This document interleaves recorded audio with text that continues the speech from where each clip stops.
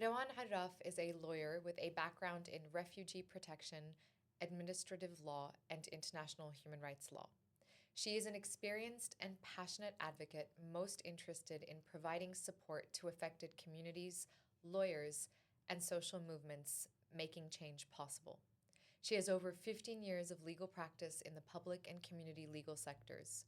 In 2019, Rawan founded the Australian Centre for International Justice, Australia's first international justice legal centre. Welcome, Rawan, to Two Pals and a Pod.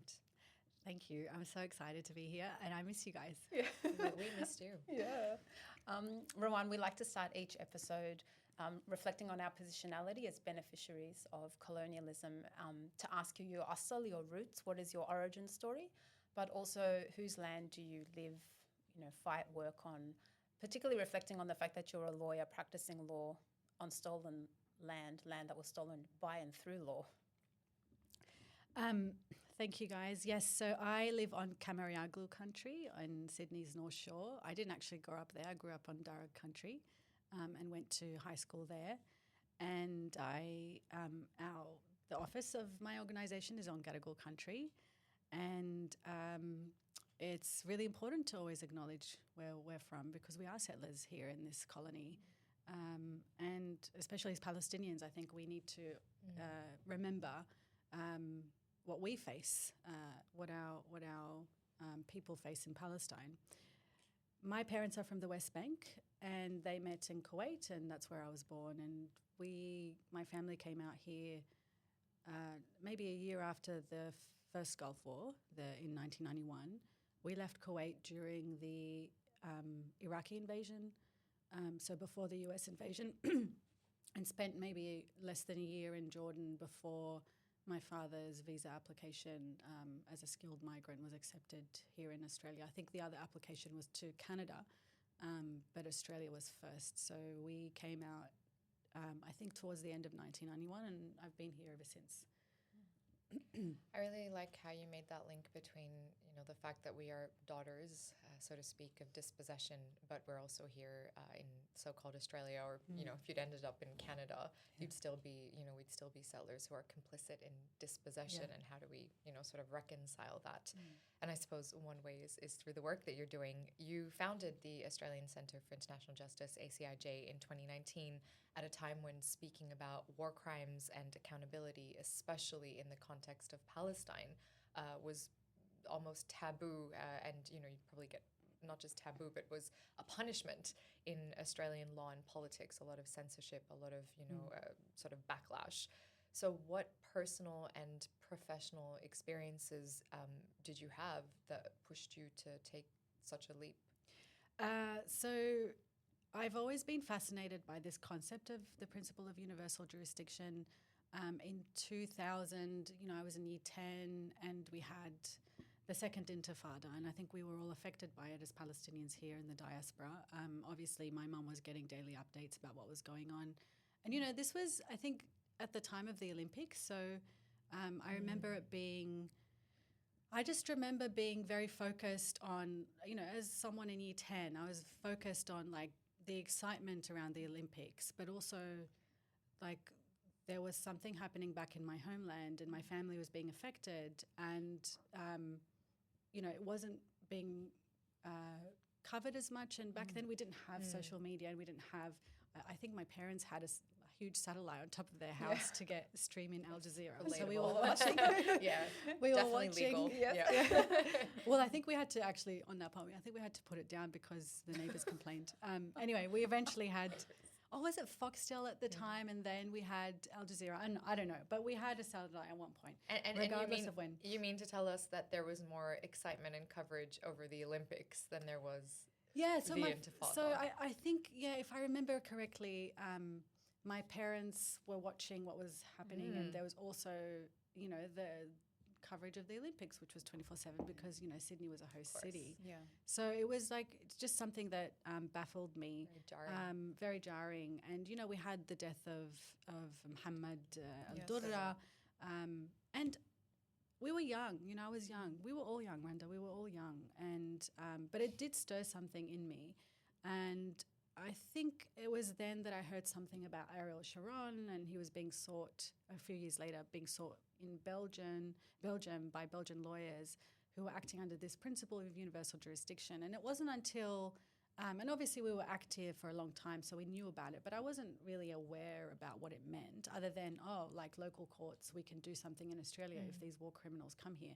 But I had no idea about that. But Can you it was in yeah, first... people through what universal And jurisdiction I will is? do so, Also, just maybe an explanation or some context on Ariel Sharon, who he was and why he was being. Yeah. And the second intifada. And the let's second just intifada. While we're here, No, I just think, in So case, the because principle- you did yeah. say we were young, and Yeah. if we were to If we were to. extend this to Yeah. others who might not And I'll have talk been about born it around that later as- time and don't know Yeah. who Ariel Sharon we is and live and why. breathe this stuff, Yes. so we assume. That's right. So Yeah. Ariel Sharon was one of those really,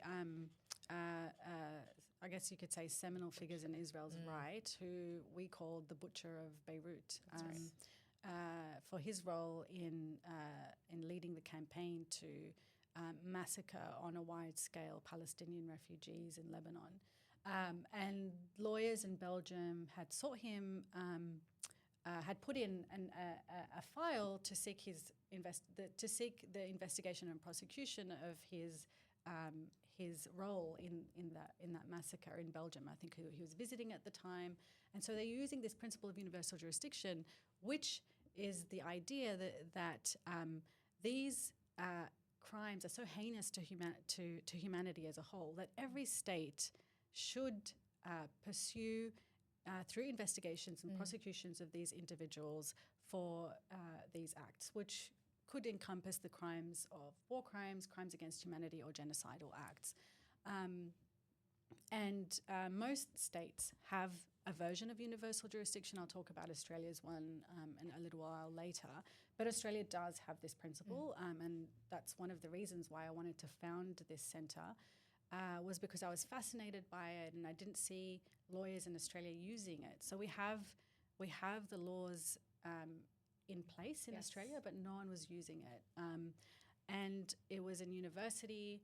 The next time I think I heard about universal jurisdiction in a formal educational setting, I was in a public international law course, and there was one week dedicated to it, and they were looking at the pursuit of Donald Rumsfeld and George Bush in Berlin for crimes of torture and else in Iraq and Abu Ghraib.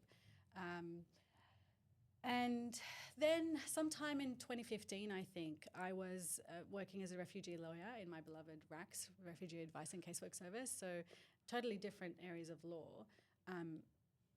And I saw that Benny Gantz and Doron Almog, two Israeli figures who are still around in Israeli politics. I mean, Benny Gantz is supposedly an opposition leader of some sort in Israel, and he was a defense minister. And in 2015, he was the chief, the Israeli army chief, the Israeli military chief in the 2014 mass war against Gaza. As you know, Gaza has been through many different wars, starting at least from 2009 onwards, major armed attacks against the occupied territory of Gaza. So Benny Gantz and Doron Almog were visiting Australia, I think for a 7-day tour. I don't know, some Zionist organisation brought them out for the typical propaganda efforts and support the settler colony of Israel, etc., as we would say, obviously. Because their celebrities are war criminals. Yes. Exactly. That's Exactly right. That's exactly right. This is the people that they celebrate and honour, and these are their backgrounds. And these are the people that we let in. Yeah, one settler exactly. colony to another. And they shouldn't be let in. Yeah. I mean, if they're let in, we should pursue them because there are credible allegations of war crimes and crimes against humanity. And so why are we letting them in the country in the first place in violation of so-called good character definitions to allow someone a visa to enter Australia? And we know that that's been in the news recently because of cancellations of various people, including Israelis. But also when they're here, I mean, I think it's a good thing that they're let in, only if you have willingness of state authorities to investigate and prosecute these people for these various allegations. So Benny Gantz and Doron Almog were visiting. And like I said, I was just a refugee law lawyer practicing at RACS and still obviously very involved in what was happening in Palestine and as we all are because we're part of the movement regardless of whether we like it or not. I contacted a few lawyers abroad and said, hey, these folks are in the country, what do we do? And so we started getting things prepared, and I spoke to, obviously, lawyers who had actual expertise in criminal law, not like me. And we were ready to go ahead, but we decided it wasn't going to be ready in 7 days. And the lawyers there said, Rawan, and I did approach one lawyer in Australia to say, can you help? And they were like, Rawan, universal jurisdiction in Australia is not really going to get anywhere. What you need is to just take this to the media and try and prosecute your case through the media. And I put that feedback. Very Australian. A very impoverished view of the law. Yeah. Exactly. Yes, and an impoverished view of what accountability actually means to people who are victim survivors of the allegations against these. It's called a journalist. Yes.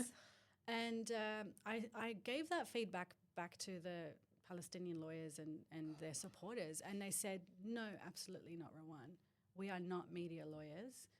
This is about the victims, and we do not engage in this type of legal work, this type of legal action. And that really spurned something in me. And it's not because I was in agreeing with that. I just took it on board what he said and thought, okay, maybe that's the way to go, not really thinking we should do it. I didn't really have a view on it. I just kind of gave that feedback back to the Palestinian lawyer from Gaza, and he gave me that response, and I just thought, that's how we should be.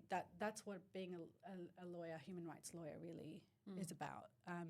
It's not about going to the media and I mean, obviously, you need the media. You need to use the media to engage and build a social movement and build support for your cases and your cause.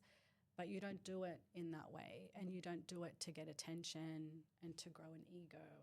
And that's not the type of lawyering that I liked. So I think that really spurned something in me. Anyway, we couldn't do anything at that point. So the lawyer said, look, Rawan, it looks like you have managed to start some sort of structure about what to do next time. Yes. And these people are going to continue to visit. This is not the last opportunity to get these people. It's a long game. It's a long game. So next time it happens, now that you have the people you want to contact for engaging, acting quicker, I guess next time something like this happens, let's go back to that process and then, start from there. So, that went away, and then I thought, okay, well, how am I, just went about life. And it was always on the back of my mind that, something needed to happen. And I went to a conference overseas where there was a lot of lawyers abroad who engage in legal action on Palestine. And they were discussing all sorts of different, strategies, universal jurisdiction being one of them, because Palestinians have been, at the forefront really of using universal jurisdiction in many different jurisdictions all around the world. And so I got really inspired, and there was just one organisation there. One of the lawyers came up to me and said, because I presented on Australian universal jurisdiction, and by the way, this was a year after the Benny Gantz and Doron Almog visiting. And he said, we've got a trainee program, a legal trainee program at ECCHR. This is an legal centre in Berlin, which is kind of like an extension or an arm of the Centre for Constitutional Rights in the US. Yeah. And I knew about that centre, and obviously ECCHR knew that they did the work on filing those criminal complaints against Rumsfeld and Bush. Oh, brilliant. So I was like, that's so exciting. Maybe I could do that, and, because I still felt like I didn't know enough, and I didn't really have people to guide me. I didn't have a mentor in any way. Full circle in a way, because you were, 1 minute you're reading it or hearing about it in a public international law course, and then, in a formal setting, and the next you're working with the people who led it. So exciting. So maybe a year or so after that, I went to Berlin and I did the 3-month traineeship there, and I guess since then they were really encouraging about setting up an organisation, and I was like, I have no idea what I'm doing. I didn't even do international criminal law, but I I feel like my skills are making things happen, Love it. and I can surround myself with experts in the law who will do a really credible and serious job, whereas I like to get things happening. You're a catalyst. Yeah. I So think- that's how I see myself. I don't see myself as like an expert in international criminal law or international law. I mean, obviously, I know about the issues, and I have been working in it for the past 5 or 6 years. So, but I never have put myself as someone who's an expert. I just like to make things happen, and I hire people who are excellent, and put a team together that will really push our work and I make love sure that you it's built serious and something, credible. that you actually built something, because all of us are often in a reactive mode, but you actually did something proactive and put forward an institution. Yeah, it's funny because like I still don't think of it in that way. I think that maybe it's because there's so much work that we do that it's just like every day is like, okay, what's next? And then we're planning for things and whatever.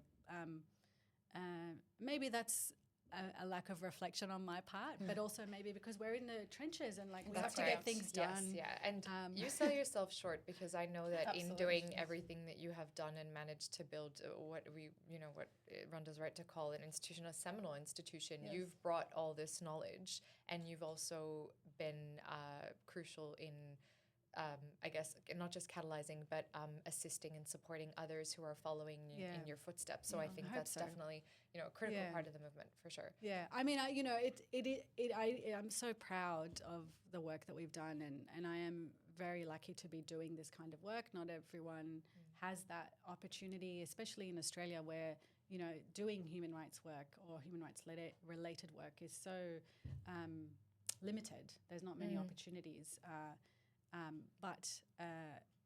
I often laugh as well, because when we first set up, I was just a one-man show for like a year and a bit before we hired the first person. And Rawan is the we would be putting out, I really didn't want it to be about me. Yes, and I don't know if that reflected, but I was very careful, and I am still to this day, that the center is not about me, because I am able to leave, and then hopefully the work sustainable. It's sustainable, and it presents itself without that celebrity activism, if we can call it shorthand. But I mean, we'll get. There's so many things we can talk about. We'll get to that. Yeah. But well, I think the elephant in the room, though, for our listeners, is that international law feels like a site of unfulfilled promises for Palestinians. Yeah. So we talk about it as though it has legitimacy, efficacy, it's doing its job. What your work involves bringing legal tools to the context of settler colonial violence, but how have you struggled to fit Palestinian liberation struggles into the frameworks of international law when they don't seem like they were designed for us in the first place? And it wasn't. And I think the important thing to remember about international law, it's not inherently just or fair. And it's something that Noura Erakat researches, and she wrote about in her book, Justice for Some, which I highly recommend for any budding international lawyers, to understand how international law works. And she says that international law has been used to legitimize Israel's oppression of the Palestinians and their actions, while also systematically undermining Palestinians and their rights and their right to self-determination, primarily, above all anything else. Think about the perniciousness of the mantra, Israel has a right to defend itself, which one can argue ad nauseum, but they use and abuse international law to argue this. And, we hear it from our politicians. At the same time, Noura Erakat, she argues that although it's been used mostly to perpetuate injustice against Palestinians, it can be used as a tool for liberation, and that's what we do. And we're not abusing the law to do that. In many ways, international law is on our side when we interpret it in the way that it should be interpreted, not in the Israeli bastardization of international law. And we have seen an erosion of international law. And I'm not someone that's wedded to international law. I'm wedded to the equal application of international law. You said something before that got me thinking about that, because you said like in 2015 there was no appetite for universal jurisdiction over those two Israeli ministers. And I think in Nora's book she talks about how the appetite to apply law comes from the ground, from civil society. Exactly, and I was just going to say, this is where Noura Erakat says, and she's not the first person, but you can't separate, especially international law, you can't separate politics from international law. Talk to us about TWAIL. Well, TWAIL means Third World Interpretations of International Law. Noura Erakat being, a disciple, I guess, of that discipline. Mainly Global South scholars and academics and legal practitioners who wanted to rebel against the very, the hegemony of international law as a Western tradition. I think we have some excellent TWAIL scholars here in Australia. So Harold Dibby being one of them at Western Sydney University. She's doing amazing things with law students there. And I think that's why it's important to use international law as a tool in the struggle or for the liberation of our people.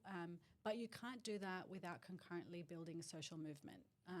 International law is not going to save us. So the cases that we do will be nothing without people supporting them and advocating and urging and encouraging the government to act. So that's why I think everything works in unison. And so everyone has a role and everyone has a place to do what they work best in. And then, we all work together in the movement for liberation.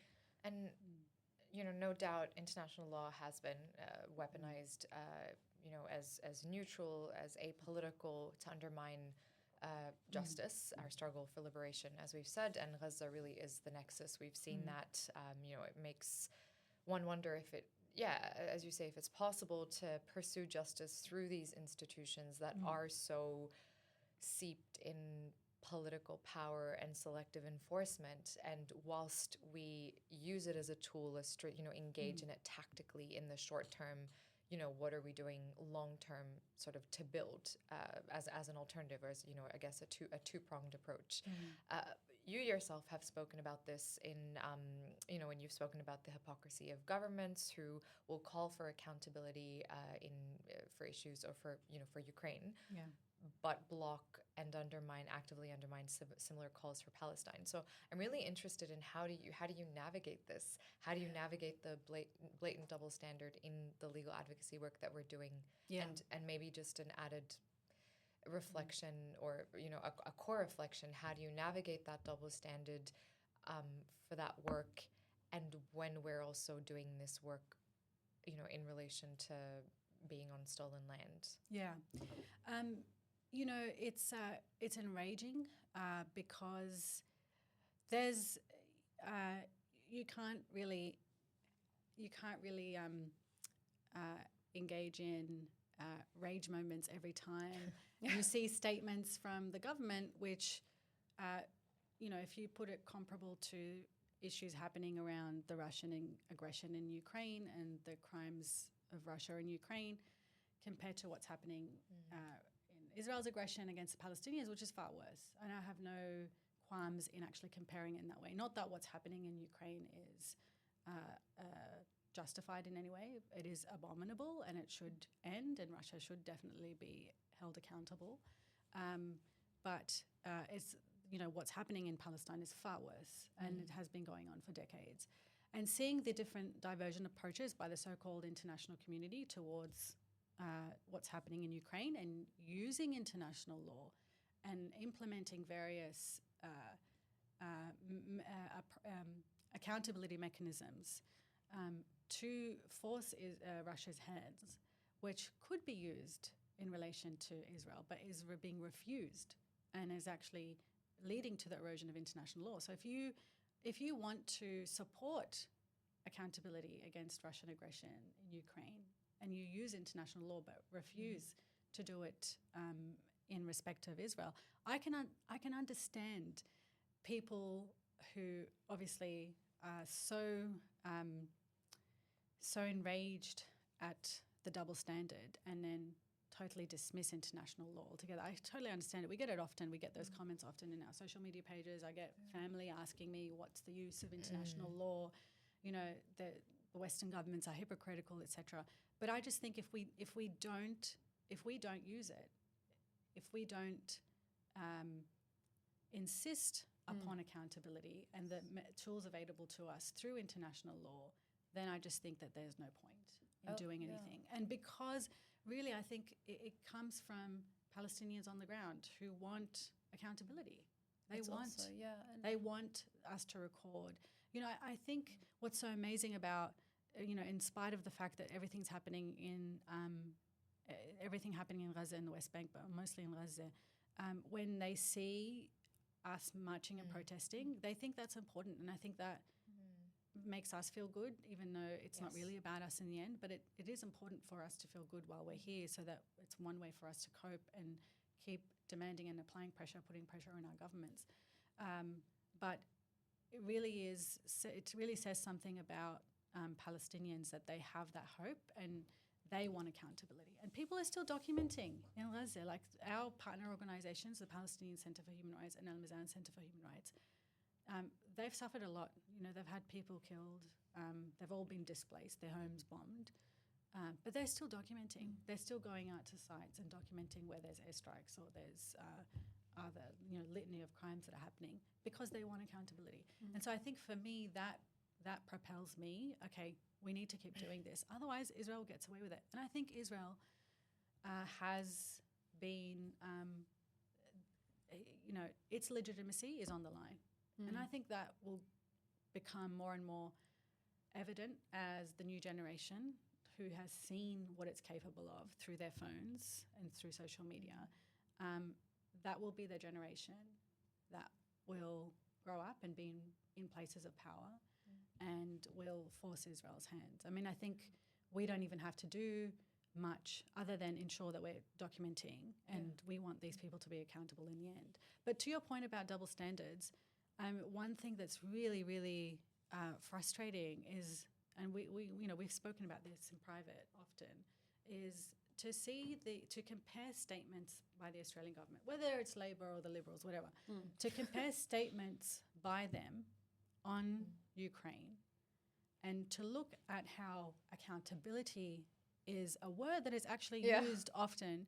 You never see accountability for Israeli crimes in Australia's statements. It's always like humanitarian crisis or humanitarian issues. They make that an issue, but you never see something about accountability, except what they use is the two-state solution as a way to force themselves to ignore accountability mechanisms. I mean, the Western world will be happy to let the US Trump administration attack the International Criminal Court, that which they have supported for so long and propped up and resourced and built. They will let the Trump administration attack it to the point that prosecutors there are unable to do their work because they're facing US sanctions because of their work on Israeli crimes, rather than advocate for accountability as they should equally across all situations, which is what we're asking for in the end. Again, here's the notion of rule of law. The law should apply equally to everybody. Do you think that's the only thing that I will, be wedded to, is that notion. If it's there, then it should be applied to everybody equally. But I know that we talk a lot about double standards, but do you think we're at a point now where we can push beyond that to say that they have eroded the very idea that international law will be a standard for anybody, in the sense that if Palestinians cannot get international law, then nobody else is going to get it. So what they're actually setting the world up for is a world in which international law will mean nothing. Not just that it will be selectively applied, but that it has been so obviously eroded that it will have no more legitimacy. And that is catastrophic for everybody. Very scary. I mean, if people don't care about double standards because they don't care about Palestinians, then at least care about the effect that it will come back on you. We're being primed to accept that certain populations can be made dispensable, redundant, killed off within an international rules-based order. So that if we don't care about the fact that it's not just Palestinians who are going to suffer, everyone will. If we don't reclaim international law as having some credibility, and legitimacy. Yeah, I mean, I totally agree with you. I think this is something that, I wonder what the officials in the Department of Foreign Affairs and Trade and the Attorney General's Department's Office of International Law, good people. They're Australians and they're public servants who are doing good work. But how much good work are you actually doing to force your government's hand to properly advise them of the law so that they apply it as they should be doing? Are you so wedded to the idea of are you so not wedded to the idea of international law that you're willing to participate in the erosion of it, such to the extent, as you say, Randa, that it's not going to be something that everyone has the protection of wherever you are? And I think this is why Palestine is the litmus test in many ways across so many different areas. Because international law is held hostage, and I use that word deliberately, to American foreign policy. Yeah. That is the lever. Yeah. And definitely to shield Israel at all costs, shield it from itself, shield it from accountability. So I think this is deliberate. I mean, we talk about these structures as, again, present for us to engage with tactically. But at the end of the day, the underlying point is that they are there and they're created and they're complicit in, both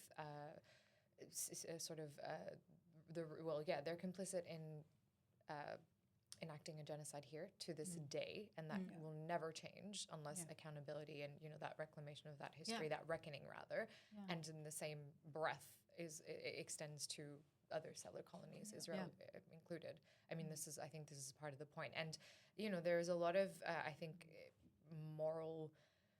there's a bigger moral question that we have to contend with, and also a cognitive dissonance in a way, in terms of, because every institution that you work with in this country is tainted. Every institution has that blood on their hands, and that's something that as Palestinians we have to acknowledge. It's that tension between working within the system or tearing it down and having a revolution. And it's like, it's this constant, what do we do in the meantime? I mean, theoretically, hypothetically, in theory, we do, but allegedly, I'm just trying to cover my bases. Yeah, I mean, I think we take our cues from First Nations people, especially First Nations in the law, and how they are advocating for their rights. I mean, I think obviously there are really creative mechanisms and strategies that you can use, but definitely there needs to be a reckoning. And, legal avenues are not just the only ways that you can recognise and atone for international crimes that have occurred. And continue the legacies of the international crimes. I mean, I'm saying international crimes, but genocide obviously did occur in many different parts on this country, on this continent. And so, what are the different ways we can atone for them? It's not just legal avenues, although there is, calls for reparations. We should be calling for reparations. Yes. I mean, there are lessons for us in that as well. Absolutely. Yeah. And so I think, that's really important. An important discussion that needs to be had, especially now as we also reckon with accountability for war crimes by Australian Special Forces in Afghanistan. There is going to be there is an accountability mechanism. It's very slow, but it's ongoing, and the law is a very slow process, or legal avenues and accountability is a very slow process. But I do often wonder how you can reconcile with that. And ignore to some extent crimes that founded this nation, that founded, the Commonwealth of Australia. It's jarring sometimes to think about it in that way, because to colonial institutions. I mean, if you think about the institution and how it was founded, we had crimes that founded this nation. Yes. In similar ways as to terra nullius as a legal doctrine. Exactly right. Exactly. And the crimes that are being perpetrated by Australian forces abroad, or complicity of Australian institutions and the government in international crimes abroad, including in Palestine. Those are the things to think about, I don't know if we've unpacked them properly, but just probably that's so. The Israeli lobby groups enact lawfare. It's a term that is used against our movement in various ways. Would you be able to unpack a little bit what that means, what lawfare means, and what it looks like for us, but also in our movement, how do we reclaim the law and sort of use that as a tool for resistance? How does it look like fighting law with law? How does it look like in practice? And, are the cases in the International Court of Justice and the International Criminal Courts, so the ICJ and the ICC, are those examples of how we do that in practice right now? Yeah, a lot there, but let's start. So lawfare is often used to describe the way powerful states or vested interests, I guess not just abuse legal tools to entrench their power. But for communities resisting oppression, fighting law with law, as you say, is about reclaiming those same tools to challenge injustice and demand accountability and assert our rights or their rights. So in practice, this is how we do it, using domestic and international legal frameworks to hold governments and corporations to account where political processes have failed. And at my organisation, at ACIJ, this can involve working with affected communities to pursue legal challenges against Australian military exports, for example, which is something my organisation is doing, representing Palestinian human rights organisations, engaging with international accountability mechanisms, like I said, universal jurisdiction, although that's applied in a domestic setting, but it's using the frameworks of international law. Or supporting survivors of atrocity crimes to seek justice through different avenues, such as the principle of universal jurisdiction, such as other means domestically. I'm just thinking of some of the things that we're doing, looking at, for example, illegal settlements and the complicity of various organisations and individuals in funding and propping up and resourcing illegal settlements in Australia, but doing it, obviously, to prop up those entities. So it's about recognising that the law contains those opportunities for resistance, use the law. By mobilising legal avenues, we can expose abuses, constrain harmful state practices, and create the space for justice and truth-telling opportunities that otherwise might have been denied. So for us at ACIJ, fighting law with law means turning the very instruments that have been used to silence and oppress into tools of empowerment and accountability. One of the points, and I guess on reflection, that I wanted to bring up here is this of intersecting our struggles. And I wanted to use this because we're living in the time of genocide, but this is something that I want to raise because intersectionality, it's not just used to sound academic, because people will be like, oh, that's just being academic. Or lip service. Or identity politics. Exactly right. Identity politics, or whatever other negative attitude is used to attribute. But when we reflect on this, and we're practitioners, like I said before, all in some ways, there was a time when the climate justice movement refused to utter the word Palestine. Yeah. And we all know this. It's just a few years ago. Now we got Greta on the flotilla. Yeah. I mean, although Greta, I think, wouldn't have been that person. Possible. I don't know. She was young. Yes, but anyway, if it weren't for the movement's work, I mean, that's Absolutely. exactly, I think, illustrative of your point. And if you look at the anti-BDS measures in the US, they're being replicated by the fossil fuel lobbyists. Yes. And remember in 2019 when Scott Morrison was attacking campaigners or environmental justice campaigners who were wanting to boycott, who were wanting to use the legitimate tool of boycott to protest and advocate for climate justice. Yeah. And he wanted to criminalise boycott actions. And we had the human rights movement and the environmental justice, the climate justice movement, all up in arms at Scott Morrison, and rightly so. But for years, how long did we participate in boycott actions since we were, make the connection there. At that time as well, And there were anti-protest laws, right? And people who would never have supported our right to protest. And we were saying the writing is on the wall. Yeah. If you deny us our right. Yeah, That's exactly. right. But the cautionary tale. Exactly. And this is the other thing we said before. I mean, no one from the human rights movement or the environmental justice movement spoke out then. When we were being battered in the media for engaging in legitimate boycott tactics, as we should, to advocate and seek accountability for any complicity in Israel's crimes, and they didn't support. I mean, and isn't that the point, though? Part of these tactics, criminalizing boycotts and other forms of, nonviolent civil, disobedience. I suppose, for me, that goes to the heart of the attempts to silence us, to suppress, as you say, to drain us of resources and to distract. Absolutely. And so, is that something that we are seeing right now happen?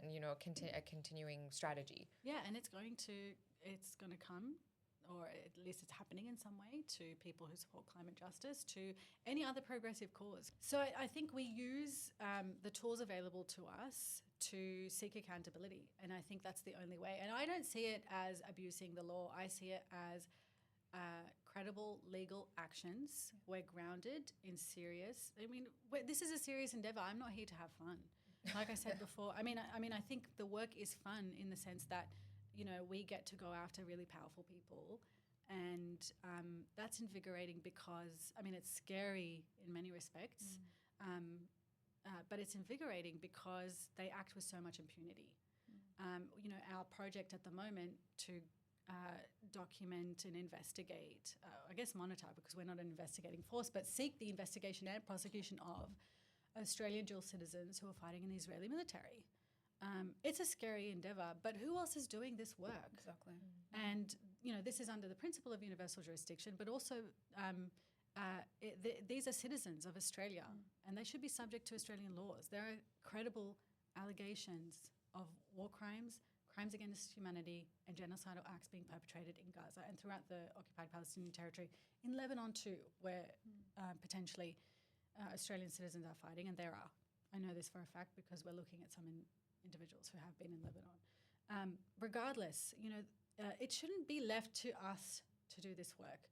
If we had proper functioning willingness on the part of the government and also its institutions like the Australian Federal Police, and that's the agency that's tasked in I guess protecting the Commonwealth and pursuing offences against the Commonwealth, because, like I said, these crimes, war crimes, crimes against humanity and genocide, are codified in Australian law.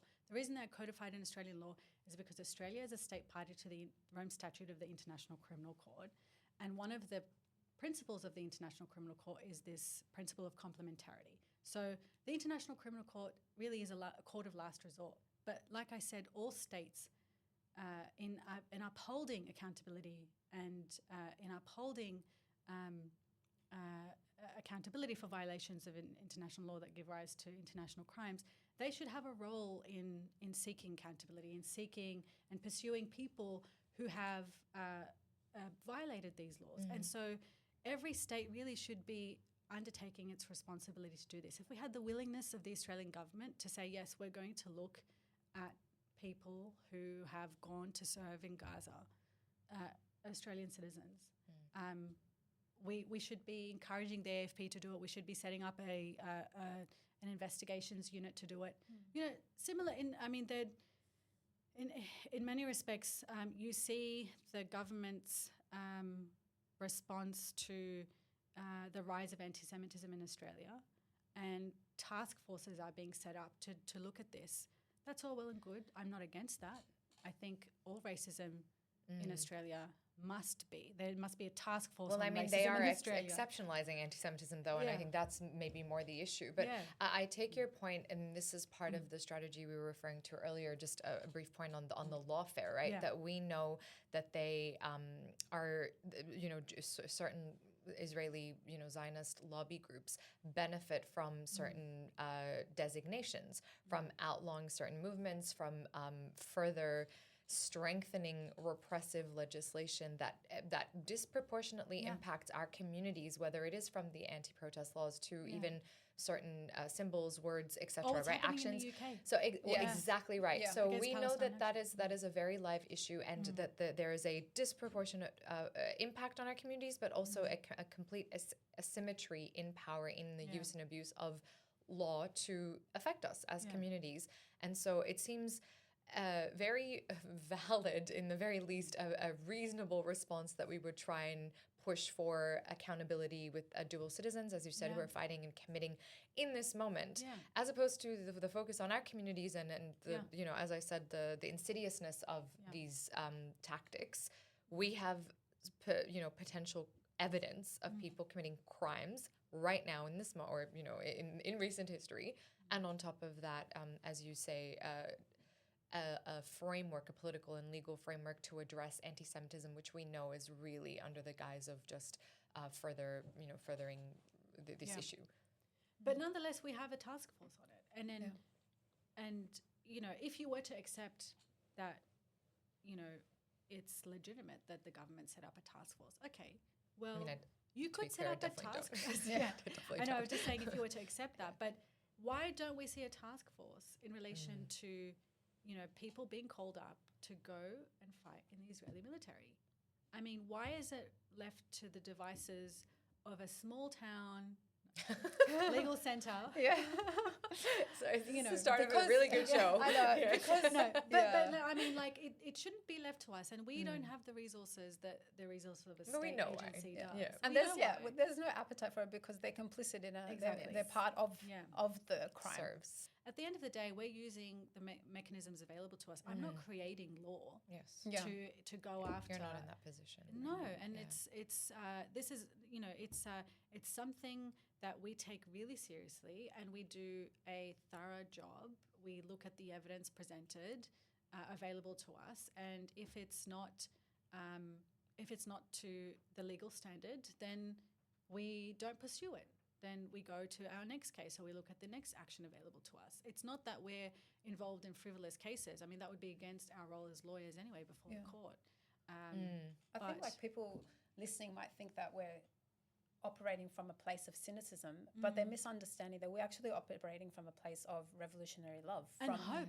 Hope and optimism, that and a belief in our power to actually use the tools available to us to change the way this world operates. Absolutely. To be able to have a vision for that. Like, we haven't given up on the world yet, or our humanity. So, and I think that with the International Court of Justice, South Africa bringing that case, even the biggest cynics amongst us. I mean, I remember picking up my teenage kids from Raging Waters water park. It was January. And like 4 teenage boys sitting in the car. We had it on the radio, and there was like, it was silent. But in that moment, everyone of us was just glued to listening to the live stream, and it just felt like this moment where, okay, as cynical as we are about what's happening, this is a moment where the global South has flipped the script, and actually asked the world to show proof of life when it comes to international law. So rounding up this discussion, can you give us an update on what's happening? Because the tragedy is that law moves so slowly, and they were talking about a plausible genocide, and now we are looking at the absolute decimation of Gaza. Can you give us an update on what's happening with the ICC and the ICJ? So I love the way that you described it, because it was invigorating, and I can imagine people in Gaza also being so like, the world has not given up hope on us. I remember seeing people look up flights to South Africa to just go and thank you. Remember our WhatsApp groups going off? I remember your dad and all the Nakba survivors, and how significant it was to hear that testimony, to hear that acknowledgement in such an international platform. Isn't that amazing? I think, you know, we can be so dismissive of international law because of the way that it's not applied to us as it should be, but also the hope that we have in its potential. And to call the world's bluff. So you have the updates at the moment. The International Criminal Court has issued 2 arrest warrants against Benjamin Netanyahu and the defense minister. So we have arrest warrants in respect of the situation in Palestine, and that's what it's called. We obviously also had 3 arrest warrants issued against Hamas, Palestinian Hamas leaders who have all been killed, or Hani was killed in Iran. So again, you know, it's the situation is such that it's moving so much day by day that things keep changing. So like I said, there was the potential for more arrest warrants being issued against Israeli leaders, but we have now, unfortunately, inaction at the ICC in terms of the situation not being able to progress because of US sanctions, but I also think because of inaction by Western states for not supporting the court. This is a court, like I said before, that you built, that you resourced, that you supported, that you support in relation to other situations, Ukraine or Myanmar, which I obviously support. And we work on situations in Myanmar and Ukraine at ICIJ. But they're willing to let the court take a hammering because they cannot stand up to the US administration, which wants to bring down the ICC. In any case, you have 2 arrest warrants, and until we see Benjamin Netanyahu and Gallant face charges at The Hague, they remain open. So what that means is that countries that are state parties to the ICC have obligations, including cooperation with the court if those individuals happen to travel to any of the countries, 132, I think, 33, could be wrong, in excess of 130 states parties who are members of the court and who are obliged to cooperate with those arrest warrants and bring those people to The Hague to face charges and then for trials and proceedings to begin. So the ICC is a long process, but nonetheless, it's something that we will continue to monitor and must support. I think we should encourage the Australian government to support the ICC in every way possible, because it is available to us and it does give and inspire hope to Palestinians. And Palestinian human rights organisations have been at the forefront of the ICC route. The ICJ, you have proceedings that was brought by South Africa against Israel for alleging breaches of the Genocide Convention. We've had 3 provisional measures by the court, including that there was a plausible genocide in Gaza, and states parties, it gave rise to obligations by states parties, so third states rather, to engage, to ensure that they're not complicit and that they are engaging in this principle of preventing genocide, which is part of the genocide, the title of the Genocide Convention. So you don't want the genocide to be complete. You have to actually undertake steps and measures to ensure that you're not complicit in the genocide occurring. You need to do things to ensure to prevent it before it occurs. Yeah. Like some responses where you've seen we're just waiting to just confirm that it's a genocide. So that's obviously a long process. We will have I think it'll be a couple of years before you have the merit stages where the court will then just make determinations about whether or not it's a slow process. But is Australia captured by that? What are Australia's obligations there? Other than they must comply with the provisional orders. It's an order of the court. They must comply with them, and that's things that we're doing at ACIJ to monitor whether or not Australia and engage in legal actions where we think Australia has failed to engage in their obligations as per provisional orders of the ICJ. So the arms case is one of them, for example, that we'll be engaging in. There's also the ICJ decision of, I think, July last year. Yeah, so that's a very important. Illegal. Yeah, so one thing I should add is the ICC is about individuals' responsibility. So persons can be brought to trial.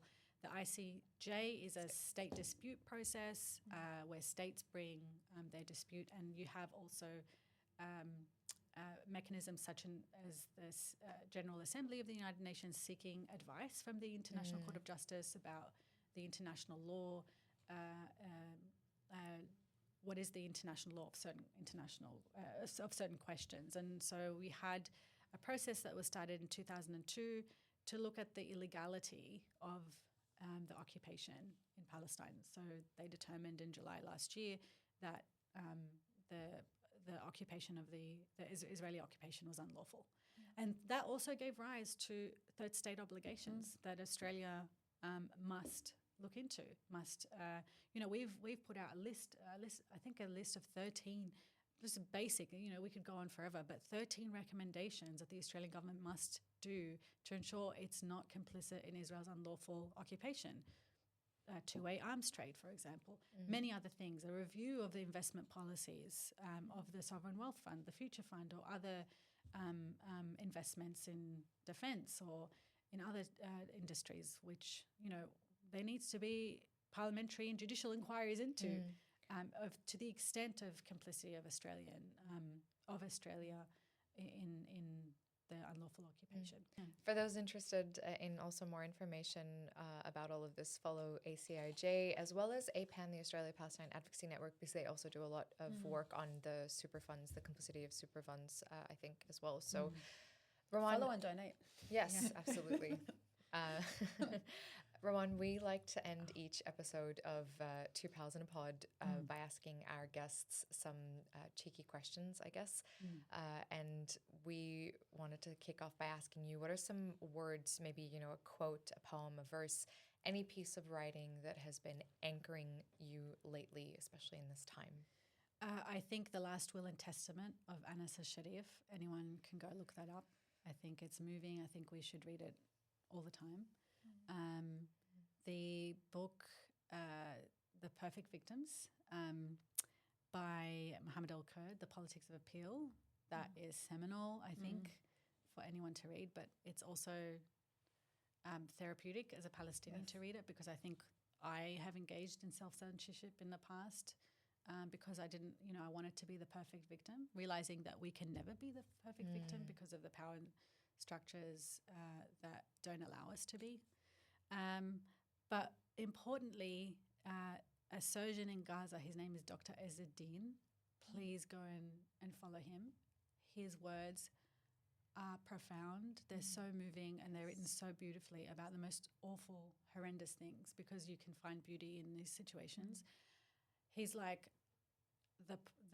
a soul poet in Gaza. I mean, I just think his words are a balm. Yes. It's amazing for a surgeon to have that level. I mean, sorry, no offense to surgeons, but his skills are in medicine, in surgery, but he has a beautiful hand to be able to write in this manner and It heals bodies and souls. Yeah, totally. So they're the three things that I wanted to state. And what are you not apologizing for? Being Palestinian. Yes, sis, tell him. Yeah. And lastly, if you could send our listeners, viewers, a feminist care package to get through these times, what would be in it? Sleep. I'm in the no sleep club at the moment. I have a 6-month-old, plus also we're all glued to our phones because of the genocide, and constantly looking up at what's happening and following events there, talking to friends there. So I think sleep. Who can sleep? Amazing. Thank you, Rawan. It's just been Thank you. incredible to see. Thank you so much for having me. I can't believe it took me coming here for us to see. This is true. Other than that, Riley, This was actually a guy podcast. Yes. The whole point Well, of I this, know, sitting here, Riley's Exactly. It's the only time we actually get to But keep an appointment. Thank you so much for Thank you joining so us on much. Two Pals in a Pod today. Love it. Thank you.